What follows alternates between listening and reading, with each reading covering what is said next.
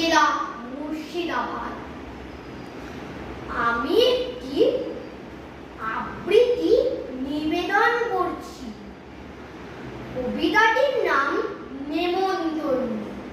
কবির নাম অন্নদাশঙ্কর রায়।